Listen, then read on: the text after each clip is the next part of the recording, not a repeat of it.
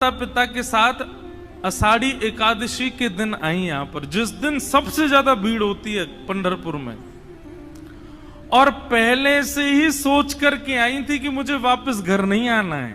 तो पंढरपुर में जब आई तो यहाँ पर वारी आती है, लोगों के टोले आते हैं भर भर के, और महाराज कीर्तन करते हुए वारियां आई हुई थी। सब नाच रहे हैं, गा रहे हैं, विठ्ठल विठ्ठल विठ्ठला, माझा पांडुरंग विठ्ठला, जय जय राम कृष्ण हरि।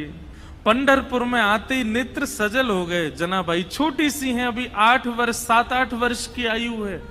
जनाबाई आई और यहाँ भीड़ में अपने माता पिता की उंगली पकड़ करके घूम रही थी। और वारी में जब आगे पीछे लोगों के धक्का मुक्की हुई तो माता पिता का हाथ छूटा नहीं, छोड़ दिया, जानबूझ करके खो गई बड़ी भीड़ में। बालक तो खो करके रोते हैं। जनाबाई नाच रही थी कि हाँ अब अच्छा हुआ, अब मैं अकेली हूं, अब मैं यहीं खो जाऊंगी, माता पिता को मिलूंगी नहीं, और सदा के लिए अपने विठोबा के पास रहूंगी, अपने विठ्ठल के पास रहूंगी। माता पिता ने ढूंढने का प्रयास किया लेकिन जनाबाई मिली नहीं। जनाबाई प्रसन्न है क्योंकि उनका परिवार तो श्री पंढरपुरी है ना। माता पिता बिछुड़ गए, मेला में छूट गए पीछे, लेकिन जनाबाई इस बात से दुखी नहीं है। बोले क्यों? बोले मेरे माता पिता तो विठ्ठल रखुमाई है, मेरी बहन तो चंद्रभागा है। ये सब संत महापुरुष जो उछल उछल करके राम कृष्ण हरि कीर्तन कर रहे हैं, ये सब मेरे भाई बंधु हैं, यही मेरा परिवार है, मैं अब इन्हीं के बीच में रहूंगी। जनाबाई बताओ, बिछुड़ने पर प्रसन्न हो रही है, खो गई है मेले में, चंद्रभागा नदी के तट पर बैठी है। लेकिन 1 दिन 2 दिन 3 दिन 4 दिन बीत गए। बहुत भीड़ होने के कारण जनाबाई को ठाकुर जी का दर्शन नहीं हुआ। तब चंद्रभागा के तट पर जाकर के बैठी हैं और जाकर के अपने हृदय पर हाथ रख के कह रही हैं, अरे मेरे बिठोवा, अरे मेरे बिठू राय, कब मिलोगे? तुम्हारे लिए सब छोड़ करके आ गई मैं। तो जनाबाई बैठी हैं और चंद्रभागा जी के तट पर बैठी बैठी रुदन कर रही हैं कि हे विठोबा कब मिलोगे, हे विठुराय कब मिलोगे। अभी उनके रुदन के स्वर को एक महापुरुष ने सुना, और वो महापुरुष कौन है? श्री नामदेव जी के पिताजी। उन्होंने जब सुना तो कहा, लाली हम तुझे दर्शन कराएंगे, जब तक चल हमारे घर ही चल, वहां रह के कुछ खान पान करना, भोजन इत्यादि कर लेना, अच्छा सुख मिलेगा। जनाबाई उनके साथ चली गई घर। वहां पर नामदेव जी महाराज और बड़े बड़े कीर्तनकार कीर्तन कर रहे थे। कीर्तन में बढ़िया मृदंग बज रही है, कांसे बज रहे हैं, बालक सब वारकरी बालक जैसे कीर्तन करते हैं। तो कीर्तन की ध्वनि पंडरीनाथ भगवान को सुनाई देने लगी। पंडरीनाथ भगवान रुक्मणी जी से बोले सुनो, मेरा मन नहीं लग रहा अब यहाँ पर। रुक्मणी जी बोली क्या करना है? बोले मैं जा रहा हूं कीर्तन में। बोले इतने लोग जो दर्शन के लिए आ रहे हैं, ये? बोले अब इनको आप संभाल लो, लेकिन मुझे बहुत जोर से मन कर रहा है कीर्तन में जाने का, मुझसे रुका ही नहीं जा रहा, मैं जा रहा हूं नामदेव जी के कीर्तन में। रुक्मणी जी बोली आप जाइए, मुझे उसकी कोई परवाह नहीं, उसके लिए मना नहीं, लेकिन आप एक चीज देखिए, नामदेव जी नेत्र बंद करके गा रहे होंगे, वैष्णव उछल उछल करके नृत्य कर रहे होंगे, आप जैसे ही जाओगे पूरी जनता आपके पीछे पड़ जाएगी, कीर्तन में भंग हो जाएगा, आप जाकर के वहां कीर्तन में विक्षेप डाल दोगे। तो एक बार पंडरीनाथ जी रुक गए, बोले अच्छा हाँ सही कह रहे हो, फिर तो नहीं जाऊंगा मैं। लेकिन जैसे ही नामदेव जी के ऊंचे ऊंचे स्वर सुनाई दें, विठ्ठल भगवान खड़े खड़े कर, मुझसे रुका ही नहीं जा रहा, अब जो होगा देख लूंगा, मैं कोने में खड़ा हो जाऊंगा, लेकिन मुझको जाने दो। रुक्मणी जी बोली जाओ। ठाकुर जी तुरंत कमर पर हाथ धरे, ऐसे ही दौड़े। पंडरीनाथ भगवान पीतांबरी पहने, गले में सुंदर माला है और ये मुकुट धारण किए, मत्स्याकृत मछली के आकार के कुंडल, और दौड़ रहे हैं नामदेव जी के कीर्तन की ओर। असंख्य भीड़ लगी है। ठाकुर जी ने सोचा कहीं विघ्न ना आ जाए, तो बाहर खड़े हो गए, और जहां से केवल नामदेव जी की झलक दिख रही है, कीर्तन हो रहा है, सब नाच रहे हैं, वहीं से ठाकुर जी देख रहे हैं और देख करके वहीं झूम रहे हैं। इतना आनंद ठाकुर जी को आ रहा है। लेकिन झूमते झूमते झूमते झूमते ठाकुर जी को सुध बुध नहीं रही, और ठाकुर जी तो कोने से भीड़ में आ गए। अब जैसे ही ठाकुर जी आए, लोगों को कस्तूरी की सुगंधी आने लगी, बढ़िया। पीछे मुड़ मुड़ करके देखे, साक्षात पंडरीनाथ भगवान खड़े हैं। नामदेव जी के जब नेत्र खुले और सामने ठाकुर जी को देखा, नेत्र सजल हो गए। जय हो, कभी कभी संशय होता है नाथ, हम आपके भक्त हैं कि आप हमारे भक्त हो। ऐसे हमारे श्री पंडरीनाथ बड़े दयालु ठाकुर जी। तो जनाबाई जैसे ही पहुंची नामदेव जी के घर, वहां नामदेव जी कीर्तन कर रहे थे, वैष्णव नाच रहे हैं, मृदंग लेकर के करताल बजा रहे हैं।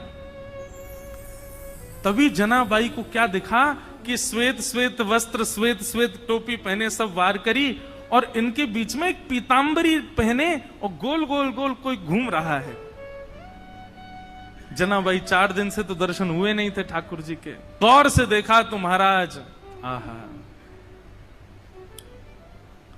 सुंदर ते ध्यान उभे विटेवरी, सुंदर ते ध्यान उभे विटेवरी, सुंदर ते। श्री तुकाराम जी कहते हैं, जिनका ध्यान इतना सुंदर है विठ्ठल पर, जो वीट के ऊपर खड़े हैं, आहा। जैसे ही दर्शन किया जनाबाई के तो रोम रोम प्रफुल्लित हो गए, आनंदित हो गए। आहा, साक्षात पंडरीनाथ भगवान नृत्य करने नामदेव जी के कीर्तन में। जनाबाई तो वहीं बैठ गई। अब तो नामदेव जी के पिताजी ने सबको बोला, ये लाली यहीं रहेगी हमारे घर पर, और यहीं इसका खान पान, कोई इसको कुछ नहीं बोलेगा, ये जैसे चाहे वैसे रह सकती है। जनाबाई छोटी सी हैं, पूरे दिन केवल उनको एक ही प्रतीक्षा रहती थी, कब कीर्तन हो, कब विठ्ठल आएंगे, मैं उनका दर्शन करूंगी। और किसी को दर्शन नहीं होते, जनाबाई को होते थे। नामदेव जी कीर्तन करते और जैसे ही विठ्ठल आते, नाम जनाबाई उछलने लग जाती, अब विठोबा आ गए, विठोबा आ गए। सब जनाबाई को देखते, छोटी बालिका है ऐसा सोच करके अनसुना कर देते, लेकिन उनको तो प्रत्यक्ष दिखते थे ठाकुर जी। सब लोग दर्शन करने के लिए जाते थे, जनाबाई को कहते थे तुम चलो साथ में। जनाबाई कहती मुझे मंदिर जाने की जरूरत नहीं है। क्यों? बोले शाम को कीर्तन होता है ना, विठ्ठल यहीं आते हैं, मैं यहीं देख लेती हूँ उनको। ऐसे करते करते जनाबाई का प्रेम और एक जैसे मित्रता संबंध हो गया श्री ठाकुर जी के साथ में। पूरे दिन सेवा करती, और सेवा करने के बाद शाम को ठाकुर जी का चिंतन करती, ठाकुर जी के लिए प्रसाद क्या बनाना है, क्या सिद्ध करना है, ये सब विचार करती जनाबाई। ठाकुर जी इतने भाव से बुलाती ठाकुर जी को, ठाकुर जी आते थे उनके पास। एक दिन की बात, नामदेव जी ने ऐसा सुंदर कीर्तन किया कि ठाकुर जी और दिन से ज्यादा अधिक नृत्य किए उस दिन। इतना नृत्य किया कि जनाबाई जैसे ही कीर्तन पूर्ण हुआ, जनाबाई रोने लगी। कोने में बैठे बैठी रो रही थी। सब लोग सोचने लगे क्या हो गया, पता नहीं छोटी सी बालिका रो रही है। नामदेव जी के पिताजी ने जाकर के कहा, बोले हे जनाबाई तुम रो क्यों रही हो? जनाबाई कहती हैं आज कीर्तन इतना सुंदर हुआ। बोले सुंदर कीर्तन में रोया जाता है? बोले नहीं, मैं इसलिए नहीं रो रही, आज कीर्तन इतना सुंदर हुआ कि पंडरीनाथ आए, विठोबा आए और इतना नृत्य किया, मुझे तो मन में पीड़ा हो रही है। वो पूरे दिन खड़े रहते हैं, इतना नृत्य करके गए, कहीं उनके पांव दर्द तो नहीं कर रहे होंगे, कोई उनके पांव दबा रहा होगा कि नहीं, मुझे तो उस बात की बड़ी पीड़ा होती है। आप नामदेव जी से कह देना वो इतना ज्यादा अच्छा कीर्तन ना किया करें, सामान्य कीर्तन किया करें। वो अच्छा कीर्तन करते हैं तो श्री ठाकुर जी उसमें बहुत नाचते हैं, उनको कहीं पीड़ा ना होती हो चरणों में।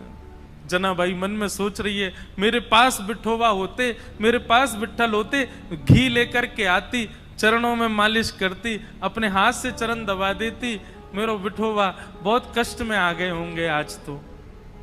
और यही बोलती जा रही है। अब सब तो वहां से उठ करके सोने चले गए, लेकिन वो यही चिंतन कर रही हैं, आज विठ्ठल के पांव में दर्द हो रहा है, आज मेरे पंडरीनाथ के चरणों में दर्द हो रहा होगा। ये भाव मन में सोच ही रही थी कि इतने में ही पीतांबरी पहने, कटी पर हाथ धरे, सुंदर श्यामल वर्ण ठाकुर जी का श्री पंडरीनाथ भगवान वहीं प्रकट हो गए। और प्रकट होकर के जनाबाई के सामने बैठ करके पांव आगे पसार दिए। बोले रो क्यों रही हो? तो फिर दबाओ हमारे चरण।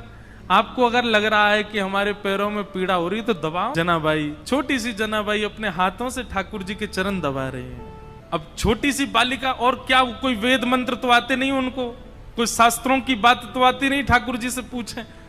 पैर दबाते दबाते जनाबाई पूछ रही है, भोजन किया आपने? ठाकुर जी बोले हाँ किया। तो क्या पाया? ठाकुर जी ने बताया, बोले पूरन पोली बनी, ये सब्जी बनी, चावल बने, ये सब पाया मैंने। जनाबाई पैर दबाते दबाते, अच्छा कल क्या पाया था? ठाकुर जी बोले यही पाया था। बोले जो आज पाया वही कल पाया? बोले हाँ यही पाया था। अच्छा तो परसों क्या पाया? ठाकुर जी बोले परसों भी यही पाया था। और 4 दिन पहले क्या पाया था? ठाकुर जी बोले यही बनता है, ये लोग मुझको यही देते हैं और कुछ नहीं देते, इनका फिक्स है, ये वही बनाते हैं वही खिलाते हैं मेरे को। इनका मंदिरों में नियम थोड़ी बदलता है, जो सब्जी है, जो दाल है, जो वही बनता है, रोज वही खिलाते ठाकुर जी को। जनाबाई बोली आप रोज रोज एक ही भाव खाते हो, मन नहीं भरता आपका? ठाकुर जी बोले भरता तो है, पर ठीक है कोई बात नहीं, भाव से बनाते हैं तो पाता हूं, मैं कुछ नया बना के पवाऊं तो? ठाकुर जी बोले तुम बनाओगी? बोले अभी बना के लाऊं, आप बस बैठो मैं लेके आती हूँ। वहां ठाकुर जी बैठे हैं, ठंडी ठंडी हवा चल रही है और जनाबाई ने लाके थाली सामने रख दी। ठाकुर जी को कहा पाओ। ठाकुर जी पा रहे हैं प्रेम से, वो बड़ा सिर हिला हिला करके, चटकारे मार मार करके पा रहे हैं। बोले आहा आज तो नया नया भोजन मिला है। जनाबाई तेने तो आज आनंद कर दिया, इतना सुंदर भोजन बनाया।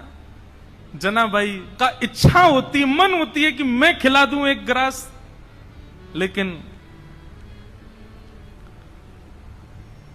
अभी भय लग रहा है मन में कि कहीं मैंने कहीं हाथ बढ़ा दिया तो कहीं ठाकुर जी नाराज तो नहीं हो जाएंगे। रुक्मणी जी गई हैं, दूर खड़ी देख रही हैं, जनाबाई थाल लेकर के आई है। ठाकुर जी प्रेम से पा रहे हैं।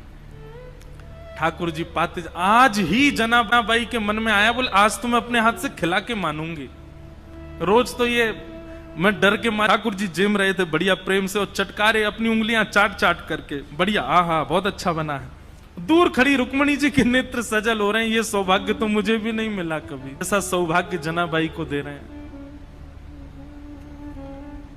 बीच में जनाबाई के मन में भाव आया आज तो मुझे खिलाना ही है, तभी एक सामग्री उठाकर जनाबाई कहती पिठोबा ये तो पाओ, और ऐसे खाने में तल्लीन थे ठाकुर जी। ठाकुर जी ने भी विचार नहीं किया, ठाकुर जी ने भी मुख खोल दिया, हाँ खिलाओ। और जनाबाई ने जैसे ही अपना मुख अपने हस्त कमल से सामग्री ठाकुर जी के मुख में दी है, जनाबाई का हाथ वहीं रुक गया, ठाकुर जी का मुख वहीं रुक गया, दोनों के नेत्र सजल। और दूर खड़ी रुक्मणी जी भी कह रहे हैं धन्य है जनाबाई, धन्य है, इनका सौभाग्य देखो, ठाकुर जी साक्षात इनके हाथों से पा रहे हैं। ऐसा भाव।